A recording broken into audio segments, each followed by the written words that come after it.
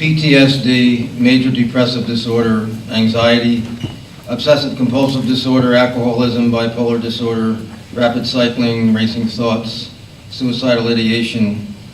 Sounds like the American Psychiatric Association's diagnostic and statistical manual, but it's me. These are things I have or have had, but fortunately they are not who I am. There was a time when speaking to you today would not have been possible. I was frequently scared to death, hoping for the latter to relieve the former, even praying for it, planning it, fantasizing about it. It would have been easy. I have been prescribed 25 psychotropic medications over as many years, so I had some ammunition on hand. Some far messier ways of ending it occurred to me as well. I was depressed as a young kid, but didn't realize or understand contemporaneous with feeling it. I know that I developed PTSD in Roman Catholic grade school in the 1950s. No developing child should be exposed to what I saw. Frequent abject violence perpetrated by the very people I was supposed to respect, obey, even revere. Compliance and achievement were my shields, but that didn't endear me to some of my classmates who made themselves feel better at my expense.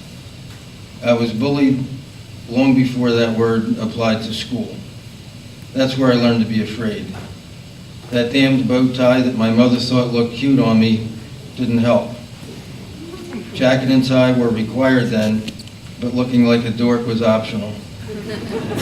She had no clue. As far back as my memory goes, I was uncomfortable in my own skin and was very short on self-esteem.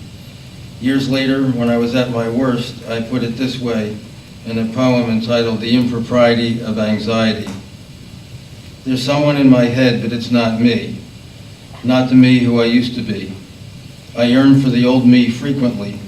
My mind complies only occasionally. Such is the world of anxiety. I want remediation constantly. I frequently go to therapy with a healthy dose of pharmacology. I have read the literature prodigiously to rid myself of pathology. Nature or nurture, what could it be? Could this be caused by my family? Sometimes I think I can clearly see that I'm Einstein's definition of insanity. While I'm busy living so painfully, experts get grants and other fees. Will we always exist simultaneously, cohabiting in perpetuity? Anhedonia looms, not the least bit funny, when I don't see a sunny day as sunny. Some say it's just negativity that prevents me from going forth happily.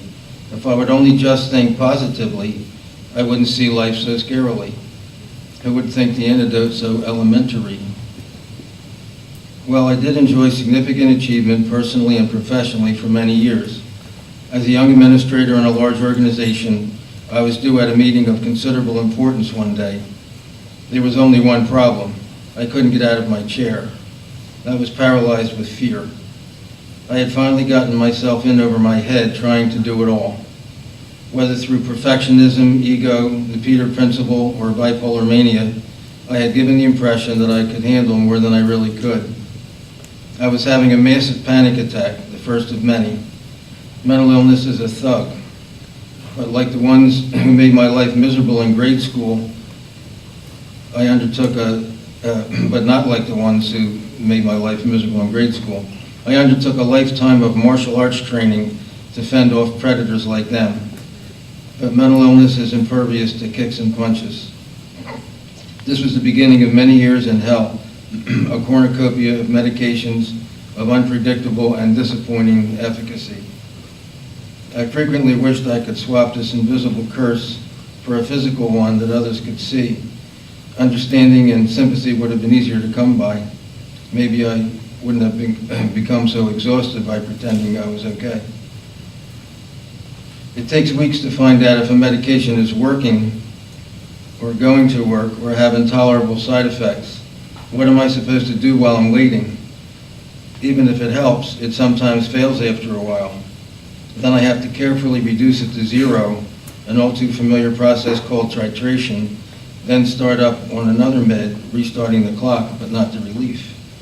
Eventually, I felt like my primary problem was medication, not the disorder it was supposed to treat, and I began filling those horrible valleys with alcohol.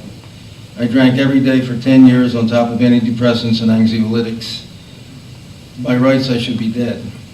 I was in fact committing incremental suicide while having lots of treatment, including transcranial magnetic stimulation and cognitive behavioral therapy at Penn. Through all this, I continued to work, sometimes poorly and with rolling anxiety attacks, but never quitting. I would do anything to keep up appearances. 2 years ago, my lab report became my death warrant. My liver was on its way out, and the prognosis was stop drinking or die. I admitted myself to a 30-day inpatient rehab facility, trading one kind of hell for another. Most of the residents were a third of my age. In the job from which I was retired, I had actually put people into those kinds of places and chased after them when they wouldn't stay. Now I was one of them. It was surreal. Would I stay? Yes, I was stronger than I realized and drew more strength from a supportive family, friends, and God. My son, for example, flew down from Boston this morning.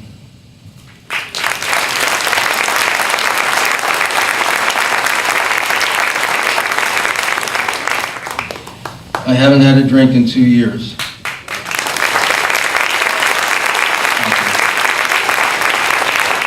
I can't ever drink alcohol again. And there's another drink I can't afford, self-pity. Through mental illness, I have learned a lot, met a lot of people, and even had the opportunity to help a few. It would be nice if all that came without the pain, but that's not how it works. I'm okay now, and that's how I'm going to stay. I'm not afraid. And I'll leave you with this thought. Yesterday is gone, tomorrow is not yet born. That leaves only today. Any man can fight the battle of just one day. It is when you and I add the terrible burden of these two awful eternities, yesterday and tomorrow, that we break down. It is not the experience of today that drives men mad. It is remorse or bitterness for something which happened yesterday and the dread of what tomorrow may bring. Let us therefore live but one day at a time.